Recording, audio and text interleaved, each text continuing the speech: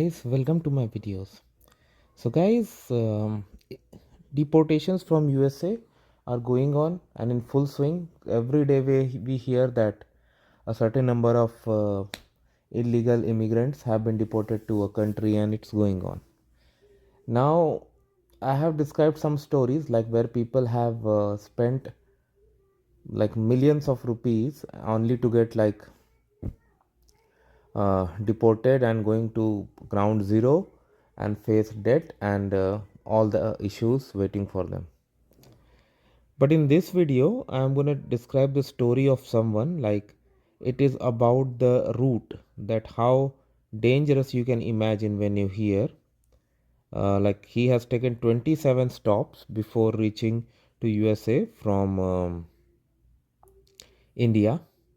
So this is what we are gonna discuss in this video, and after listening to this you can imagine how difficult, how how many dangers he has faced along the way.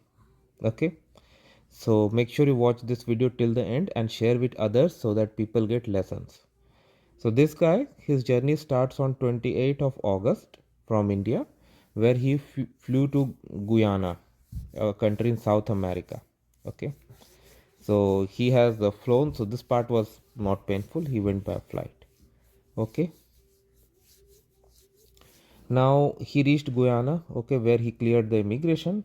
Then he traveled to Brazil from Guyana, then to Bolivia, Peru, Ecuador, and Colombia.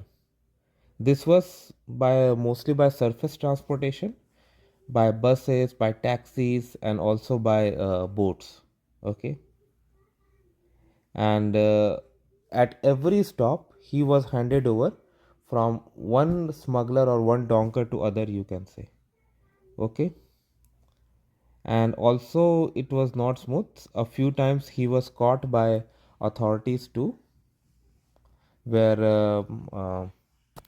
where he was like handed over, detained, where he was first caught, detained, and then released. Okay, so all these things happened with him. Okay, now after reaching Colombia, his smugglers tried to send him via a flight to Mexico. Okay, so that he can avoid the dangerous Darien Gap. We know how dangerous this place is, but he was not lucky enough, and he was denied the boarding. Okay, now because he was denied the boarding, he had no way, so he had to make it through the jungle by foot. Okay, now this is the rainforest between Colombia and Panama. Now we know how dangerous this is. Like we people, those who have crossed this, they claim that they have seen dead bodies on the way. Okay, and this area is also infested by criminal gangs who can attack, and you cannot even imagine how bad things could go, right? And just last year 50 people died. Okay, so according to him, this was one of the toughest situation he had like gone through in his life. He had to walk for 5 days. I mean, and through the dangerous jungles and rivers. And at one step, when he was crossing the river, water came up to his chest. So you can imagine his situation. Okay. All right. So now his donkey route continues. At night, they used to pitch tents in the jungle. Okay, eat a very small quantity of food. Okay, and they were allowed to do some rest along the way. Okay, and the worst part, during his 5 days of journey, it was raining continuously, and they were completely drenched, but no relief. They had to move. Okay, so they had been guided over 3 mountains. I mean, they crossed 3 mountains in the first 2 days, and then they had to follow a route. Now, how this route was marked inside the jungle? Of course, like they were not proper streets or direction something, right?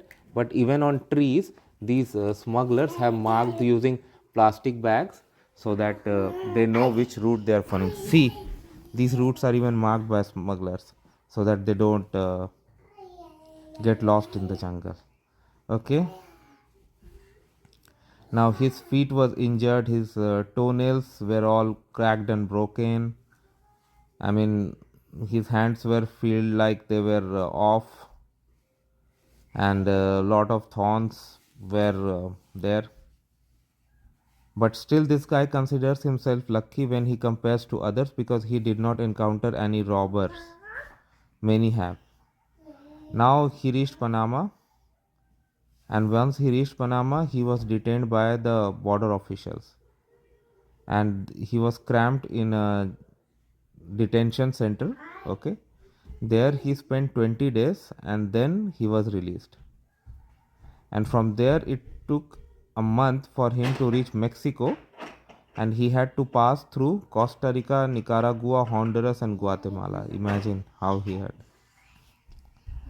Now, when he reached Managua, his family paid installment to the smugglers in India. Wow.